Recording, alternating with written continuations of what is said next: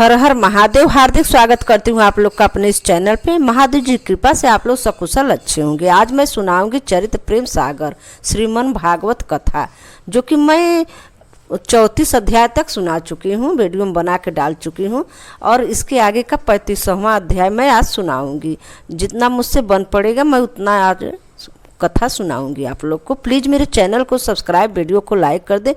चलिए बने रहे चैनल पे। इसके सुनने से मनोकामना पूरी होती है, घर पवित्र होते हैं, घर में आने वाले संकट नष्ट होते हैं। आप लोग इसे सुनिए, इसके सुनने से पापों का नाश होता है, मोक्ष की प्राप्ति होती है। चलिए शुरू करती हूँ। श्री सुखदेव जी कहने लगे, हे राजा, जैसे श्री कृष्ण ने विद्याधर को मारा और शंखचूड़ को मारा, सो प्रसंग कहता हूँ, तुम जी लगा के सुनो। एक दिन नंद ने सब ग्वाल वालों को बुलाए के कहा कि हे भाइयों, जब कृष्ण का जन्म हुआ था तब मैं कुलदेवी अंबिका की मान्यता की थी कि जिस दिन कृष्ण 12 वर्ष के होंगे उस दिन नगर समेत बाजे गाजे से जाकर पूजा करूंगा। सो दिन उसकी कृपा से आज देखा, अब चलकर पूजा करनी चाहिए। इतना वचन सुनते ही सब गोप ग्वाल झटपट अपने अपने घरों से पूजा की सामग्री ले आए और तब नंदराय कुटुंब और समेत उनके साथ हो लिए और चले चले अंबिका के स्थान पर पहुँचे। वहाँ जाए सरस्वती नदी में नहाए धोए। नंद जी ने पुरोहित बुलाया, सबको साथ ले देवी मंदिर में जाए। शास्त्र रीति से पूजा की परिक्रमा दे, हाथ जोड़ विनय कर कहा, मैं माँ आपकी कृपा से कान्हा 12 वर्ष के हुए हैं। ऐसे कह दंडवत कर मंदिर के बाहर आए। शास्त्रों ब्राह्मणों जिमाए इसमें अबेर जो हुई थी, तो सब ब्रजवासियों समेत नंद जी तीर्थ व्रत कर वहाँ ही रात में सोए थे। अस्कमात एक अजगर ने आए नंदराय का पांव पकड़ा और निगलने लगा। तब तो देखते ही भय खा घबरा करके पुकारने लगे, हे कृष्ण सुध लो, नहीं तो यह मुझे निगल जाता है। इसका शब्द सुनते ही सारे ब्रजवासी स्त्री पुरुष नींद से चौंके। नंद जी के निकट जाए, उजाला कर देखे तो एक अजगर उनका पांव पकड़े पड़ा है। इतने में श्री कृष्ण वहां पहुंचे। सबके देखते जो ही उसके पीठ पे चरण लगाया, ते ही वह अपनी देह छोड़ सुंदर पुरुष हो प्रणाम कर सम्मुख हाथ जोड़े खड़ा हुआ। तब श्री कृष्ण ने उनसे पूछा, तू कौन है, किस पाप से अजगर हुआ था, सो कह। वह बोला, हे अंतर्यामी, तुम सब जानते हो मेरी उत्पत्ति। मैं सुदर्शन नामक विद्याधर हूँ, सूरपुर में रहता था और अपने रूप गुण के आगे गौर में किसी को कुछ न गिनता था।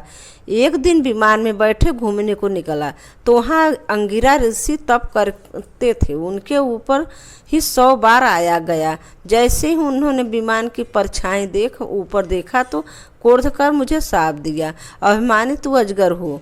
इतना वचन उनके मुख से निकला ही था कि मैं अजगर हो नीचे गिरा।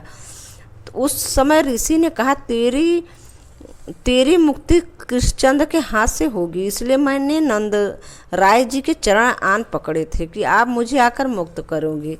हे कृपानाथ, आप आकर कृपा कर मुक्ति दी। ऐसा कह विद्याधर तो परिक्रमा दे हरि से आज्ञा ले दंडवत कर विदा हुआ। विमान पर चढ़ सुरलोक को गया और वहाँ चरित्र देख सब ब्रजवासियों को अचरज हुआ। निदान भोर होते ही देवी के दर्शन कर सब मिलकर वृंदावन आए। इतनी कथा सुना सुखदेव जी बोले, हे पृथ्वीनाथ, एक दिन हलदर और गोपियों में समेत चांदनी रात में आनंद से वन में आए रहे थे। किसी बीच कुबेर का सेवक शंखचूड़ नामक यक्ष, जिसके शीश में मणि था, वे अति बलवान था, सो आ निकला। उसने देखा सब गोपी यूथ कौतूहल कर रहे हैं। एक और कृष्ण बलदेव मग्न हो मतवंत गाय रहे हैं। उसके जी में कुछ आई तो सब ब्रज युवतियों को घेर आगे ले चला। उस समय सब गोपी भय खाए पुकारे, ब्रजनाथ रक्षा करो। कृष्ण बलराम इतना वचन गोपियों के मुख से निकलते ही सुनकर दोनों भाई रुख उखाड़ हाथों ले यो दौड़े आए, मानो सिंह मदमाते गज पर उठ धाए हो। और वहाँ जाए गोपियों से कहा कि तुम किसी बात मत डरो, हम आ पहुँचे हैं, इनको काल समान देखते हैं। यक्ष भयमान हो गोपियों को छोड़ अपने प्राण ले भागा और नंद ने बलदेव जी को तो गोपियों के पास छोड़ा और जाए उसके बाल पकड़ पछाड़ा। निदान तिरछा हाथ कर उसके सिर काट मणि ले बलराम जी को दे दी। इस तरह 35वां अध्याय समाप्त। आगे का 36वां अध्याय यशोदा से श्री कृष्ण का यश गान। श्री सुखदेव जी मुनि बोले, हे राजा, जब हरि वन में धेनु चराने युवतियों नंदरानी के पास आए बैठकर यश गावे, जो लीला कृष्ण वन में करे सो ही गोपियां घर बैठी उचारे। सुनो सखी बाजत है बैन, पशु पक्षी गावत निस दिन चैन, पति संग देवा थकी विमान, मगन भई है सुन धुन गान। ऐसे करते ही चौपाई सब गोपियां गाने लगी। इतनी कथा सुनाए से सुखदेव जी मुनि ने राजा परीक्षित से कहा, हे महाराज, इसी रीति से नित गोपियां दिन भर हरि के गुण गाए और सांझ समय आगे जाए श्री कृष्ण चंद्र जी के आनंद कंद से मिल सुख मान ले आए। उस समय यशोदा रानी भी राज पंडित पुत्र का मुख प्यार से पोछ कंठ से लगाए सुख मानी। इस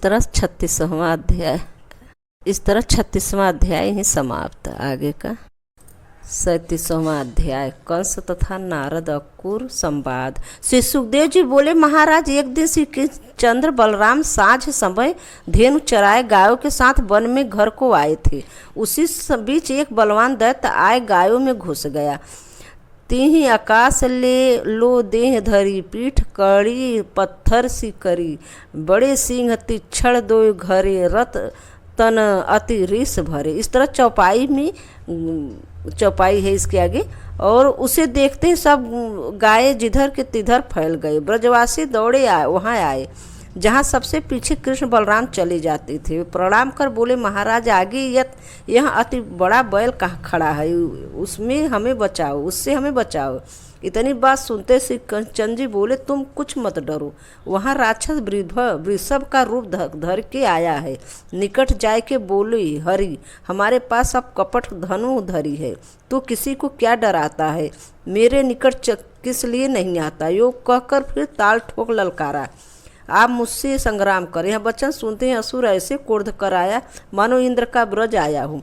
ज्यों ज्यों हरि उसे हटाते त्यों वो संभल कर बढ़ाया आता। एक बार जो ही उन्होंने उसे दे पटका, त्यों ही खिझला कर उठा और दोनों सिंहों से उसने हरि को दबाया। तो श्री कृष्णचंद्र फुर्ती से निकल कर झट पांव पर पांव दे उसके सिंह पकड़ यूं मरोड़ा जैसे कोई भीगे चीर को निचोड़ निदान वह पछाड़ खाए गिरा और उसके जी निकल गया। इसी बीच श्री राधिका जी ने हरि से कहा, हे महाराज, वृषभ रूप को जो तुमने मारा इसका पाप हुआ, इससे अब तुम तीर्थ नहाए आओ, तब किसी का हाथ लगाओ। इतनी बात सुनते प्रभु बोले, सब तीर्थों को मैं ब्रज में ही बुलाए लेता हूँ। यो कहकर गोवर्धन के निकट जाए ओड़े कुंड खुदवाए, तहाँ ही सब बुलाए धर आए और अपना अपना नाम कह उसमें जल डाल चले गए। तब श्री कृष्णचंद्र उसमें स्नान कर बाहर आए। अनेक गोदान दे बहुत से ब्राह्मण जिमाए शुद्ध भय और उसी दिन से कृष्ण कुंड राधा कुंड नाम से प्रसिद्ध हुआ। यह प्रसंग सुना श्री सुखदेव जी बोले, हे महाराज, उसी दिन से कृष्ण कुंड और राधा कुंड नाम से प्रसिद्ध हुआ। यह प्रसंग सुना श्री सुखदेव जी बोले, महाराज, एक दिन नारद जी कंस के साथ आए और उसका कोप बढ़ाने को उन्होंने बलराम और श्याम के होने माया आने का कृष्ण के जाने का भेद समझा कर कहा। तब कंस क्रोध कर बोला, नारद जी, तुम कहते हो प्रथम दियो सुत आपके मन पर दीत बढ़ाए, ज्यों ठग कछु दिखाए के सर्व स्वलिए भग जाए। इतना कछु वासुदेव जी को बुलाए पकड़कर बांध और कंधे पर हाथ धर अकुला कर बोला, मिला रहा कपटी तू मुझे, भला साधु जान कर मुझे। दिया नंद के कृष्ण पठाए, देवी हमें दिखाए लाए। मन में कुछ कहे मुखोर, मारू कपट अबहीं यही ठोर। मित्र सखा सेवक अधिकारी, करे कपट सो पापी भारी। ऐसे बकर झकर नारद जी कहने लगे, हे महाराज, हमने कुछ इसके मन का भेद न पाया। हुआ लड़का और कन्या को ले ला दिया, जिसे कहा अधूरा गया, सोई जा गोकुल में बलदेव भया। इतना क्रोध कर ओठ चबाए खड़क उठाए, ज्यों ही चाहा कि वासुदेव को मारूं, त्यों ही नारद मुनि ने हाथ पकड़कर कहा, राजा वासुदेव को तू रख, आज और जिसमें कृष्ण बलराम आवे सो कर काज। ऐसा समझाकर जब नारद मुनि चले गए, तब कंस ने वासुदेव देवकी को किसी एक कोठरी में मुद दिया और भयातुर हो केसी नामक राक्षस को बुलाए करके उससे कहने लगा, महाबली तू साथी मेरा, बड़ा भरोसा है तेरा, एक बार तू ब्रज में जा, राम कृष्ण हरि मुझे दिखा। इतना वचन सुनते ही केसी तो आज्ञा पाए विदा वो दंडवत कर वृंदावन को गया और कंस ने सल, तोसल और चारुण, अरिष्ट, व्योमासुर आदि जितने मंत्री थे सबको बुला भेजा। वे आए, तिन्हें समझाकर कहा, मेरी बैरी पास आए बसा है, अपने जी में सोच विचार करके मेरे मन में जो सूल खटकता है सो निकालो। मंत्री बोले, हे पृथ्वीनाथ, आप महाबली किससे डरते हो? राम कृष्ण को मारना क्या बड़ी बात है?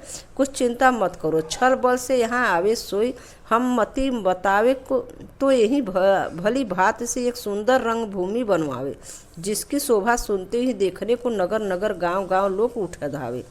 पीछे महादेव का यज्ञ करवाना और होम के लिए बकरे भैंसे मंगवाओ। यह समाचार सुन सब ब्रजवासी भेंट लावेंगे, जिसके साथ रामकृष्ण भी आएंगे, तो उन्हें तभी कोई सहज में पछाड़ेगा या कोई और भी बलि पौर में मार डालेगा। इतनी बात के सुनते ही हमें कंस मन लाए, भलो मंत्र दियो बुलाए, आदर कर बीरा दियो।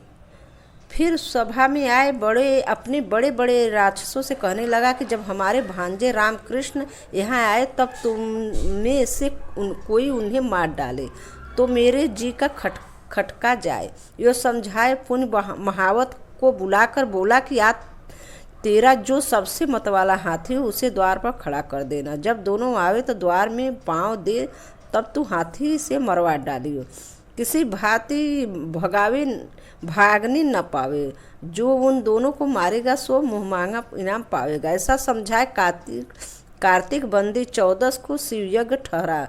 कंस साँझ समय अंकुर को बुलाए, अति भाव भक्ति कर घर के भीतर ले जाकर सिंहासन पर उसने अपने बैठाए हाथ पकड़े, अति प्यार से कहा, तू यदुकुल में सबसे ज्ञानी धर्मात्मा और वीर को हो, इसलिए तुम्हें सब जानते मानते हैं। ऐसा कोई नहीं है जो तुम्हें देख सुखी न हो।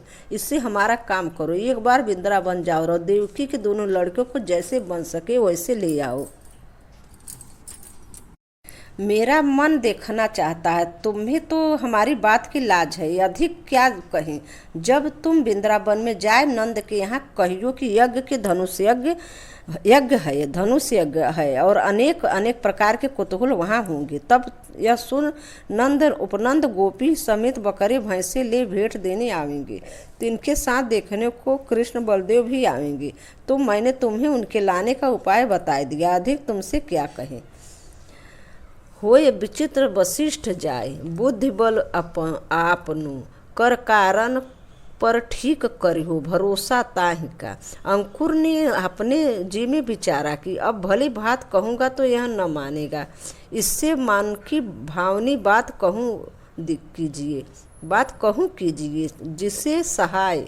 सो यो सोच विचार कर अंकुर हाथ जोड़ सिर झुका बोला, महाराज भला मत कियो। यह वचन अपने सिर चढ़ाए कंस से विदा हो अंकुर अपने घर को आया। यहीं पे 37वां अध्याय समाप्त। जय श्री कृष्णा, राधे राधे, हर हर महादेव, धन्यवाद।